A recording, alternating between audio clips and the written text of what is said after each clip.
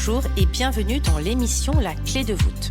Je suis Audrey Carsalade, coach, autrice et femme médecine.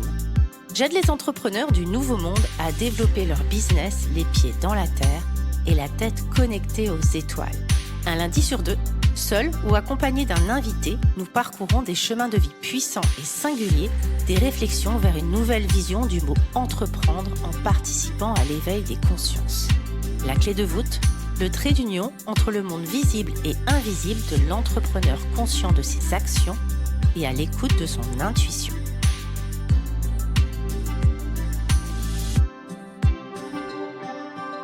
Et bonjour à tous. Cette semaine, je sors le drapeau rouge, le red flag de « Attention mesdames, la sororité sur une pente glissante, qu'est-ce que ça révèle de nous ?» Et je vais vous parler bien entendu de ce qu'on a vu passer sur les réseaux sociaux et qui a été une déferlante d'attaques, le cas Léa Salamé avec Marion Cotillard. Ces derniers jours, l'espace médiatique a été secoué par cette séquence. Une question jugée maladroite, peut-être clairement manquant de tact et en quelques heures, une véritable déferlante d'attaques. Mais moi, ce qui m'intéresse aujourd'hui, c'est pas seulement de la question en elle-même. C'est ce que la réaction collective révèle de nous, les femmes, et de notre société dans laquelle nous vivons, bien trop patriarcale. Pourquoi une critique se transforme-t-elle si vite en acharnement ? Pourquoi ce sont parfois les femmes elles-mêmes qui alimentent ce feu ? Et surtout, comment on peut renforcer une vraie sororité qui soit bien plus qu'un effet de mode, mais une vraie pratique quotidienne. Et commençons par qu'est-ce que la critique vs l'acharnement. La critique, objecter, ne pas être d'accord, c'est sain, c'est même nécessaire parce que ça permet de construire la pensée, ça permet d'échanger, de ne pas être d'accord et d'élever le débat. Mais l'acharnement, lui, détruit. Et il détruit pas que Léa. Il détruit la sororité, il détruit la place de la femme dans cette société. Et d'ailleurs, il ne parle pas seulement de cette personne critiquée, mais d'un système de biais et de croyances collectives. Alors, on va rentrer directement dans les 4 causes racines que j'ai identifiées, qui peuvent expliquer pourquoi la critique bascule en un déferlement de meute. La première des causes racines, c'est la rareté organisée. Oui, mesdames, nous sommes peu nombreuses en haut de l'affiche, encore trop peu nombreuses, et bien entendu, ça crée une rareté organisée. Et c'est ce que la sociologue Rosanne Ben Moss-Kanter a montré dans son concept tokenisme. Quand une femme est minoritaire dans un milieu, elle devient la représentante de toutes les autres. Vous savez, cette fausse mixité que l'on voit, on met des femmes, mais finalement, elles ne sont pas en majorité, ni même à égalité. Le résultat, c'est qu'il y a une illusion qu'une seule place est disponible pour une femme au sommet. Pourquoi j'utilise ce concept ici ? C'est pour expliquer cette notion de rivalité. Quand on croit qu'il n'y a qu'une seule place au sommet, alors on pense que critiquer ou rabaisser l'autre devient une stratégie inconsciente pour garder sa chaise ou pour prendre sa place. Mais la vraie sororité consciente, mesdames, c'est justement de casser ce système. C'est de venir créer suffisamment de place pour que tout le monde puisse venir s'asseoir à la tête des leaders plutôt que de se battre pour un siège unique, utopique. Et la deuxième cause racine, c'est être une femme dans un monde patriarcal. C'est les attentes qu'on a par rapport à cette femme. C'est ce qu'on appelle le double bind ou la likeability penalty. Les recherches en psychologie sociale l'ont montré, une femme leader, elle doit être douce, chaleureuse, mais aussi compétente et ferme. Donc quoi qu'elle fasse, elle sera toujours entre les deux et elle sera critiquée. Si elle est trop incisive, elle est jugée froide ou arrogante. Si elle est trop conciliante, on la juge comme faible et incompétente. Et c'est ça qu'on appelle la likability penalty. Pourquoi j'utilise ici cet exemple ? C'est parce que la sévérité des réactions envers Léa Salamé vient de ce biais inconscient. Elle n'a pas incarné la douceur qu'on attend d'une femme, cette sororité, tout en étant incisive. Et c'est le piège que nous vivons tous. C'est-à-dire qu'à la fois, il faut qu'elle soit puissante, forte, qu'elle ressemble quelque part un peu à la puissance d'un homme, mais qu'elle soit douce, compréhensive.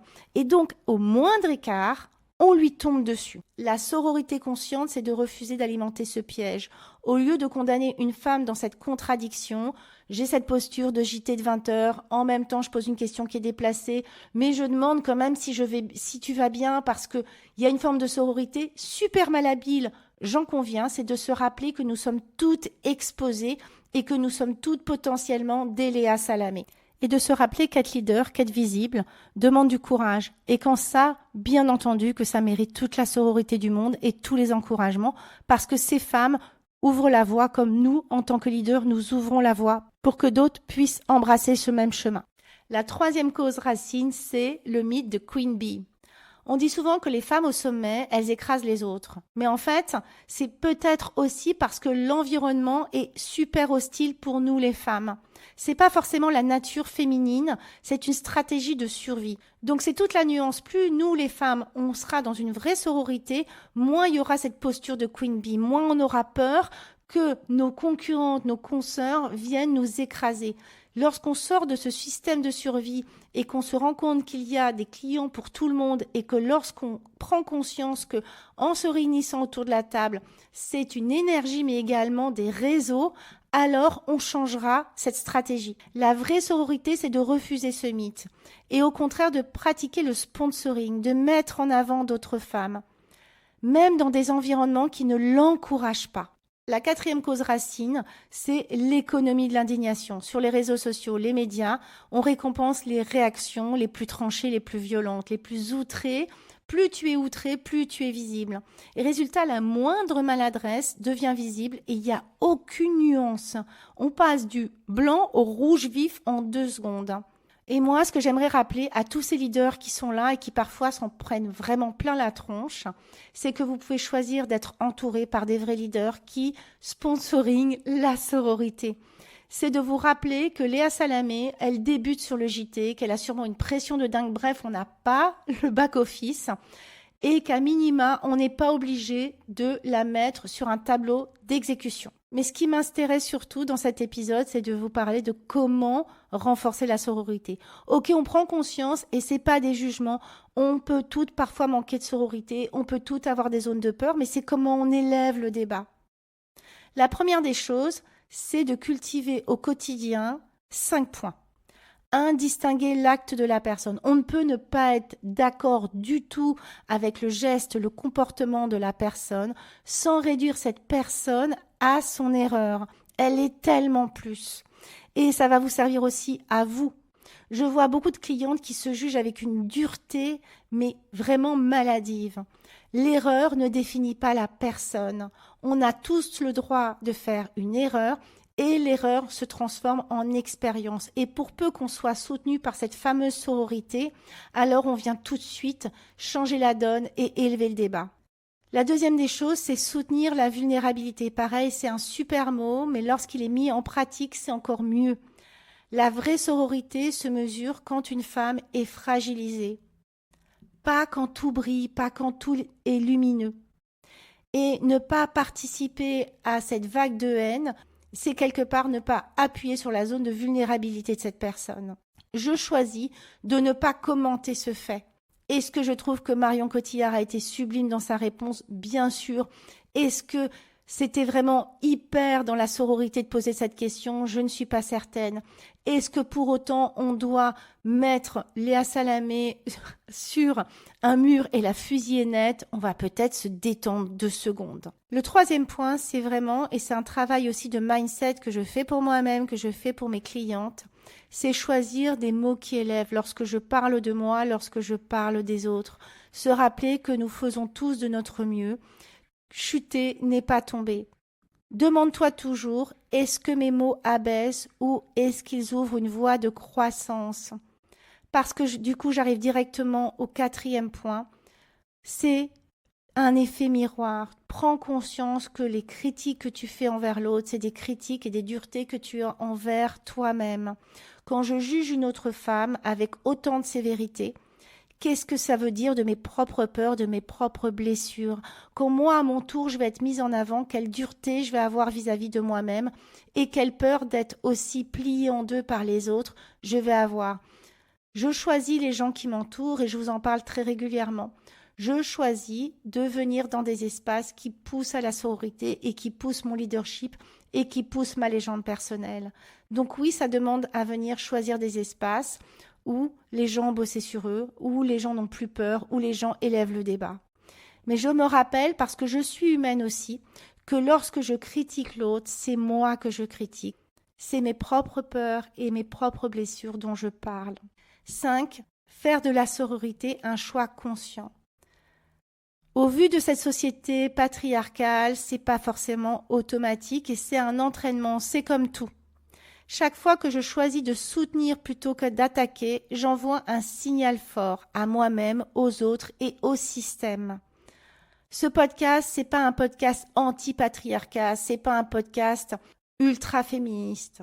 C'est un podcast qui souhaite élever le débat pour que nous toutes, nous puissions vivre notre légende personnelle, que nos coachés, que nos mentors, que les femmes qui sont assises autour de la table élèvent le débat et soient sincèrement contentes pour nous, comme nous sommes sincèrement contentes pour elles. Et pour conclure, je dirais que l'affaire Léa Salamé n'est pas un simple fait divers, c'est un miroir de nos comportements collectifs. La vraie question n'est pas de est-ce qu'elle avait raison ou tort, mais comment nous les femmes réagissons quand l'une d'entre nous trébuche. La sororité, ce n'est pas un slogan, c'est un chemin, un engagement et un choix répété. Et si nous voulons construire une ère de leadership féminin puissant, alors il faudra que nos critiques deviennent juste nuancées et constructives. Élevons le débat, que nos mots cessent d'être des armes de destruction et deviennent des leviers d'élévation. Et c'est exactement la vision que je porte du leadership féminin puissant, incarné et aligné. Un leadership qui ne se définit pas par la peur, la rivalité ou par l'ego, mais par la capacité d'incarner sa légende personnelle avec dignité, puissance, le cœur ouvert dans un espace de sororité absolue. Et c'est toute la puissance de mes espaces. Des lieux pour incarner ta légende personnelle, une clarté de vision, un alignement magnétique de ton leadership et des outils précis pour t'accompagner à vivre et incarner ta légende personnelle sans limite. Mesdames, il est temps de choisir les lieux où on élève le débat. Et je terminerai par cette fabuleuse phrase de Pink lorsqu'elle est venue présenter son album et qu'on lui a demandé de faire des remarques sur l'apparence physique de Madonna et sa potentielle dérive chirurgicale. This is not progress. Ce n'est pas le progrès. Et d'enchaîner directement en rappelant qui est Madonna et ce qu'elle a fait pour le monde musical et ce qu'elle a fait pour la femme.